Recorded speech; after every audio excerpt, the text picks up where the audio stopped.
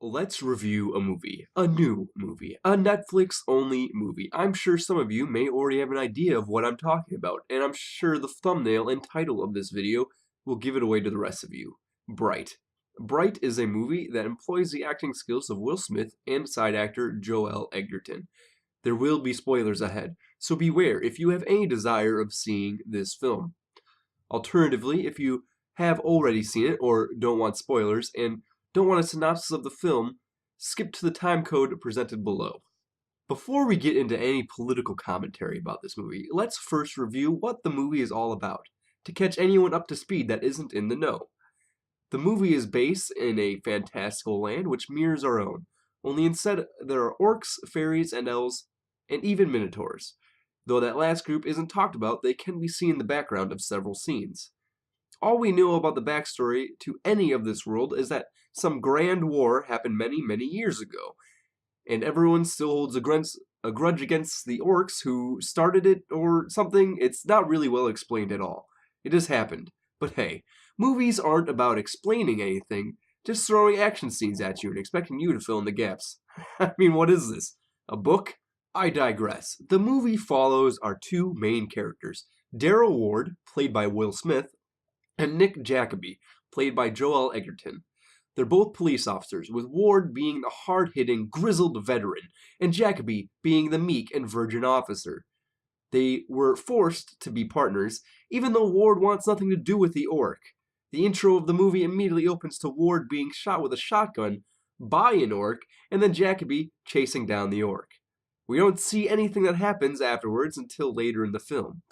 What we do learn early on is that Jacoby was unsuccessful in capturing and detaining the assailant, which leaves Ward with a sour taste in his mouth for his partner. This resonates throughout the first half of the movie until Jacoby reveals what really happened that night. Before we get there, though, we must cover what's happening in between. Ward and Jacoby get put on a call for some sort of suspicious activity happening, and they immediately go down to an apartment building that's all sorts of fucked up. Then they get fired upon with a machine gun. Ward and Jacoby return fire and inevitably win the fight, as the heroes always do. Then entering the building and finding a bunch of dead people and weird magic stuff. And there's this one lady that's trapped inside a wall because of said magic stuff. It's quite a scene. They then also find an elf girl who only speaks Elvish. They take her into custody and wait for backup to arrive. However, while they're waiting, an explosion happens, and boom, there's a wand, and the elf girl was hiding. Wands in this world are extremely powerful and can practically grant any wish you like.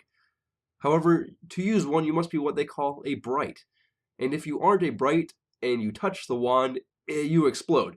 But it's okay, because you can just put it in a bag and you're good to go to carry it with you wherever you go. Quick sidebar. You'll have to excuse me if you've seen the movie and you notice I miss any finer details. It's been about a week since I've seen it, and I can't be fucked to watch it again. I'm going to do my best to get the major points from this convoluted film, however. Let's continue. About 5 more police officers show up and tell Ward he must kill Jacoby, because Jacoby is a good cop who wants to turn the wand over to the feds, but the other police officers want to use the wand to become rich or all-powerful or something to that effect. So Ward pretends he is convinced to kill his partner, so he goes outside where Jacoby is watching the aforementioned elf girl, and Ward pulls a gun on Jacoby, but then the other dirty cops come out, and Ward goes like, yo, how many are there? And Jacoby says, oh, there's 4. And after that, Ward flips around and drops all the dirty cops in quick succession. I forgot to mention, there is a little clip of the dirty cops talking about killing Ward after Ward took out Jacoby. Anyways, the story continues. When a bunch of Mexican gangbangers come out of nowhere and say, yo, S.A., I heard you have a wand. How did we hear? I don't know. We just did. Give it to us and we'll be good. But Ward and Jacoby refuse, so they just very slowly get into their car, putting the elf girl in the car as well. And then they start to drive, where then, and only then, do the gangbangers start to attack them. I don't fully understand why they didn't start to fight while they watched them get into the car, but, you know, movie. The cops get away, and a bunch of stuff happens, but now there are some elves searching for the wand. with their female leader because she's the owner of the wand. The feds are also looking for it, and they're right behind the bad group of elves. I believe it's now, but it may have been later. My memory is failing me. Jacoby reveals that he let go of the orc that he had caught that fateful night Ward was shot. So Ward is confused. Did Jacoby let the kid go because of some orc brotherhood thing, or what? Jacoby explains that the kid he caught didn't do it, and he could tell because of the way the kid smelled. And orcs have a really good sense of smell for that stuff, or something. Ward is cool with it and understands, but he wished Jacoby had told him sooner. So Jacoby and Ward are at this gas station where the bad elves show up and kill their friend who is going to help them. But because of a phone conversation, the feds now know where our heroes are because they were listening in. Then they run away from the gas station, end up in a weird rave place, and eventually get caught by this orc gang. The orc gang is mad at them because they were at this rave, which was apparently a very special event with no violence. But they brought violence into the party, so the orc leader was mad. So their solution is to shoot Ward and Jacoby next to this never-ending pit, then let their bodies fall down said pit. The orc leader ordered that Jacoby be killed first, and that his son would do it to earn blood right. Whoa though, plot twist, the kid of the orc leader is the same kid that Jacoby saved earlier.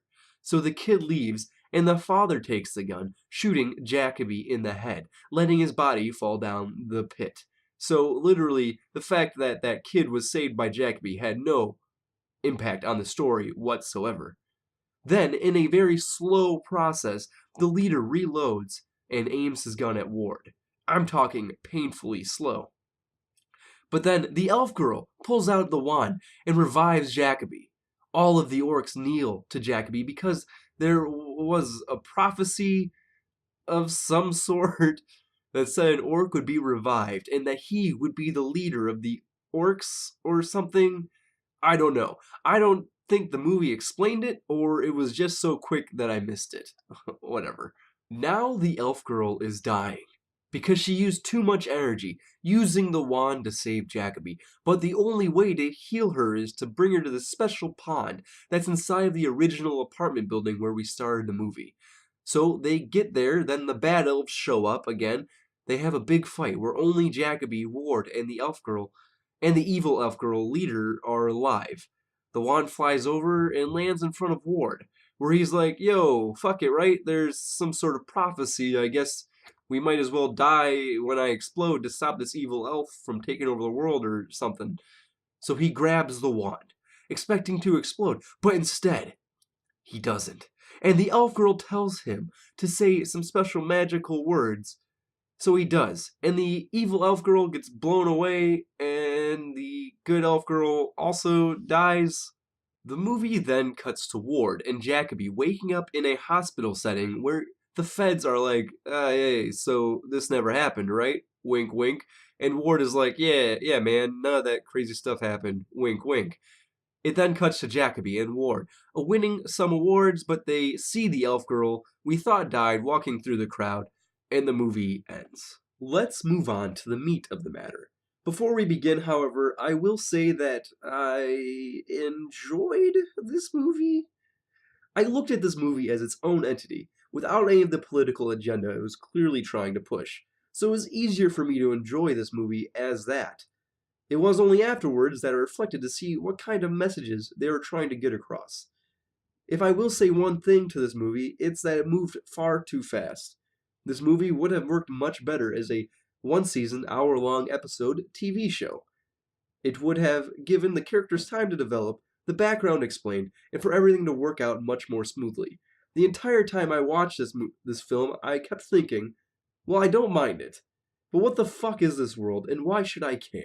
Let's move on to my reflection of the movie. In terms of the ideology it was pushing, it's very obvious that the movie was based around race. The orcs are supposed to represent black people, and the elves are supposed to represent white people. Then the police are the police. Throughout the movie, we see orcs living in squalor, while the elves are living in paradise, comparatively.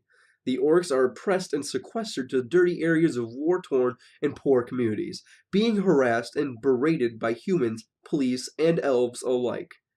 They are often represented as gang members and brutes, where the elves are represented as whimsical and magical.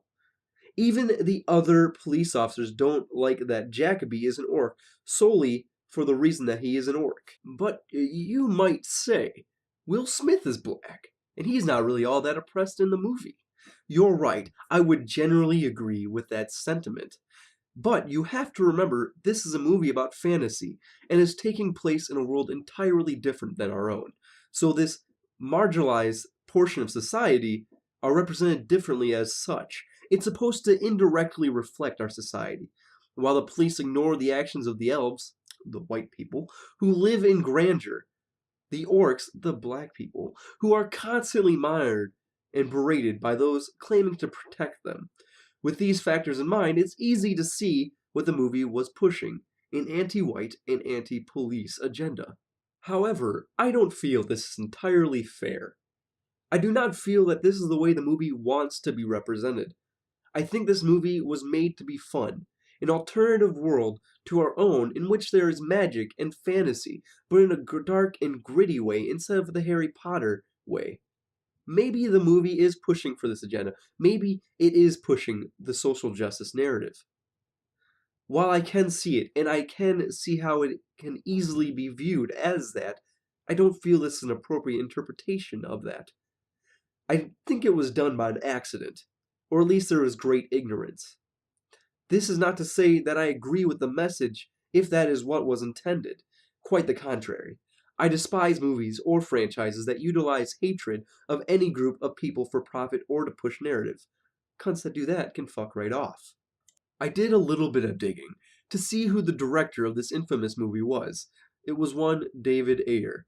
Don't know who that is? Don't worry, I didn't either. He was the director of such famous films as Fury and End of Watch. Both of these movies rank very high for me, End of Watch especially.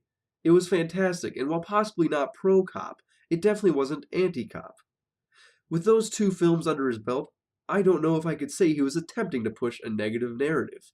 He's a solid director with good movies behind him. I know what some of you might be doing, and that's Googling him, where you will also discover he directed Suicide Squad. And I know what you might be thinking. How can a guy be trusted after that disaster? Everyone makes mistakes. And I don't even know that David Ayer can be blamed for that catastrophe, since it was chopped and edited greatly after production and before release. There is one concerning factor with this movie that I'll address now. The screenwriter, one Max Landis. Just looking at Max Landis will tell you what type of person he is. The worst kind. No, I did not attempt to find a more flattering picture of him. It's odd, however, he has a good history of film behind him as well.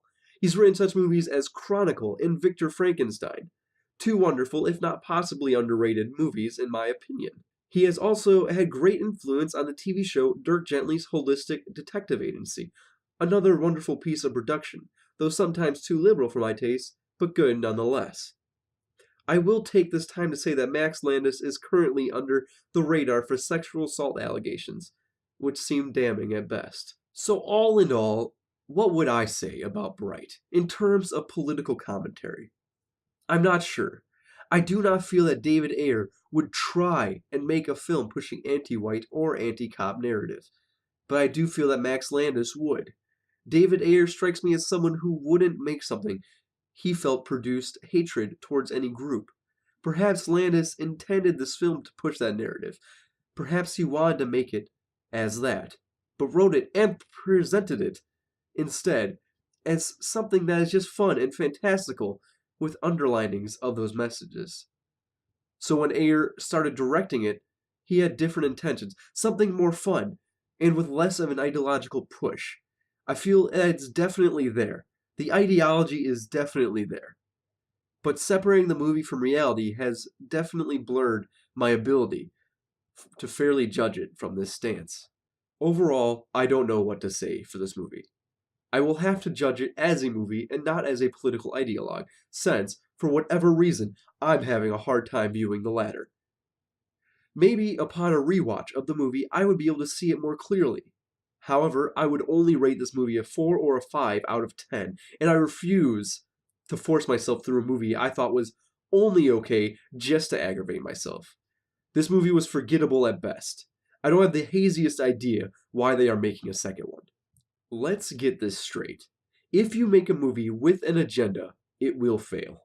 Movies can create or have an underlying message, but if it is created around those things, there is no way it will succeed. I have never seen or heard of a movie that pushes a narrative strongly that isn't forgotten or mocked about within 6 to 12 months. But hey, I'm not getting paid millions of dollars to produce garbage, so what do I know? Well, if that hasn't got Oscar written all over it, I'll eat my invitation to the award ceremony.